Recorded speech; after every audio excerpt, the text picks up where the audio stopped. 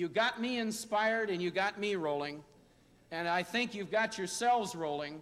It's time to get the rest of the state rolling, and I can't think of any better place to get it done than here. The year was 1987, and Neil Goldschmidt was looking to the future as Oregon's new governor. But he cut his political chops in Portland, first elected as a city councilman in 1970, becoming Portland mayor in 1973. And Goldschmidt wasted no time, transforming downtown ahead of the public curve on transportation. Portland becoming a model for other cities with its transit and pedestrian malls, something revolutionary back in the 70s. President Jimmy Carter noticed, and in 1979, Goldschmidt appeared before a Senate confirmation hearing to become U.S. Transportation Secretary. I would say to the Senate that I bring to the job of Secretary of Transportation a simple lesson learned as mayor of Portland.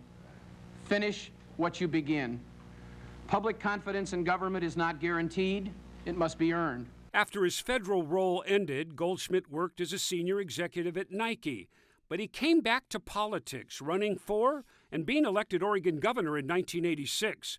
And there was a determination and brashness about the new governor. I don't like standing in long lines. That doesn't mean I go to the front. It just means I may choose not to stand in them. Goldschmidt only served one term as governor. He and his wife Margie divorced as his term was ending. In 1977, in an interview with KOIN 6 while mayor, Margie talked about her husband's desire to keep things private. He doesn't share his whole personality and all of his thoughts and feelings and activities with the public, and there's no reason why he should. What no one knew at the time was how true those words were. Neil Goldschmidt was keeping something private. He had been sexually abusing a 14-year-old girl at the time, a daughter of a friend, the secret kept hidden until 2004 when Willamette Week, acting on a tip, went public with the facts. Goldschmidt then confessed his crime to the Oregonian, asking for forgiveness. The newspaper was criticized for calling it an affair instead of statutory rape, something they later apologized for. In 2005, Willamette Week won a Pulitzer for their reporting on the story. Oregon columnist Margie Boulay talked with the 14-year-old victim who led a troubled life and died in 2011. Boulay wrote, "I thought a lot of her problems were a direct result of what had been done to her by Neil Goldschmidt, and she did.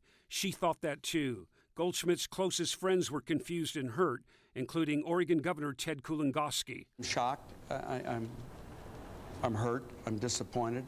I'm mad. But many said some of his closest friends knew what had happened and kept silent. Goldschmidt had reached a financial settlement with the girl who received the payments in secret. At the state capitol, Goldschmidt's official portrait as governor was removed. It now sits, with thousands of other objects that document Oregon's history, in a massive warehouse in Gresham, wrapped up and stored away in a dark corner, and that remains the legacy of Neil Goldschmidt.